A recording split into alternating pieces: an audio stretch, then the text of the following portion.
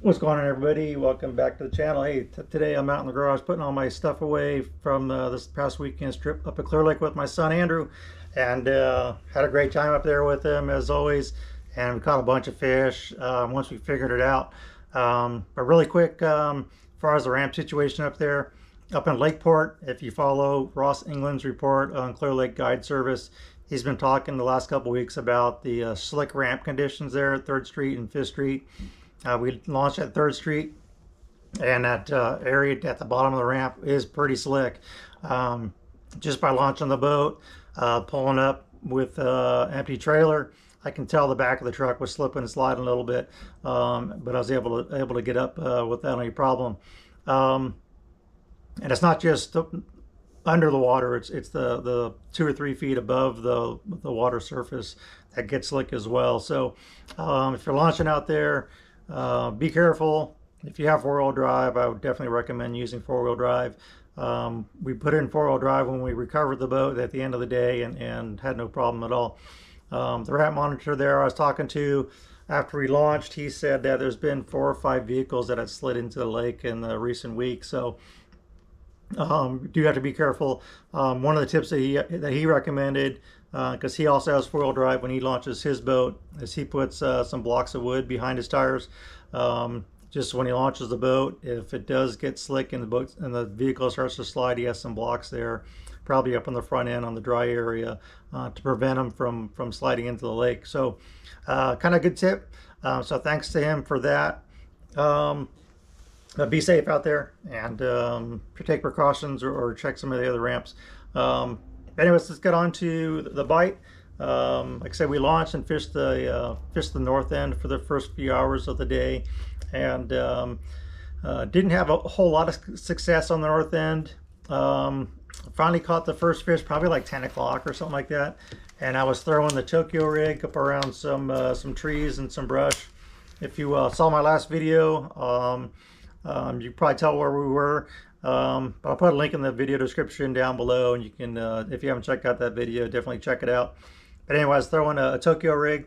I really love throwing these this time of year around the rocks. This is a VMC Tokyo rig. It's got I put on a 1/2 ounce Wu-tungsten weight on there.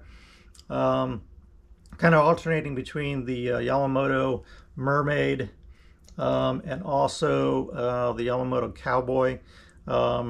This time of year, I know a lot of guys always ask me about this Anshuo, and that's kind of I think it's more better for the cold water conditions because it doesn't have a lot of action to it. Whereas this time of year, the water's warmer, and this fish seemed to like something with a little bit more action on it. So that was working for me. Caught a few fish on that, and also as well as just a straight Texas rig. I do peg my weight. 1/4 ounce to 1/4 ounce to 3/8 ounce Wu-tungsten weight. Again, peg. This is the again another Mermaid. That kind of seemed to work for us. Now my son was throwing on his Texas rig. He caught his first fish on a brush hog. So anything like that, you can flip and pitch around those areas. You should have some success on that. But anyways, we kind of worked around the north end of the lake with not a whole lot of success. We got a few fish, like I said, but kind of moved down to mid-lake area where there was a lot more wind.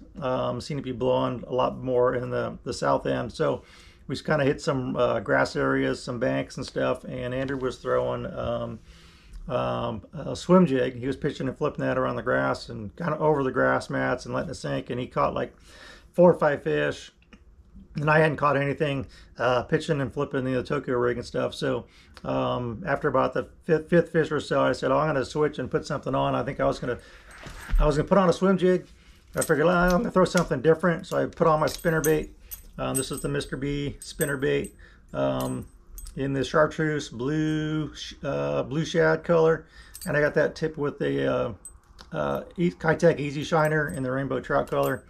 And I started throwing that in basically the same area as he was throwing the swim jig, and just kind of through the grass lanes and kind of over the grass, over sticks and stuff, and the fish were hammering it. if you on the last video when we doubled up, I was throwing that spinnerbait, came over a limb, and just as it came over, it started to fall. I see this bass open his mouth, come out of the grass. My bait disappeared, and the fish turned and went down, and I set the hook, and it was probably over 3 pounds. Really good fish on that. And so we did that for quite a while, probably for 2 or 3 hours. We were just kind of just whacking them on the grass areas and stuff, and had a lot of fun doing that.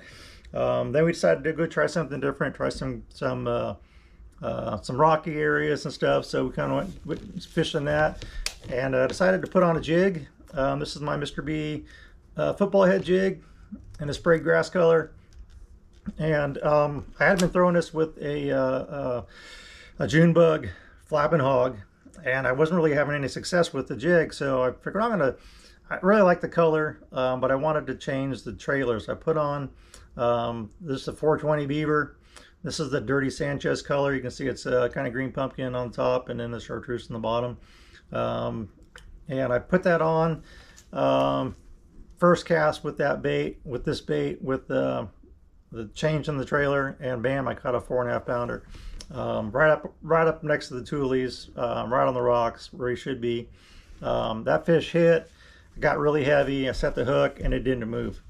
And it's one of those, you know, you're reeling a couple reels, and the fish isn't moving. And it starts dogging me. It starts dogging me kind of like a catfish does up there. And I'm thinking, oh man, I got a stinking catfish. And it's dogging me, and it's just staying down. It's not coming up.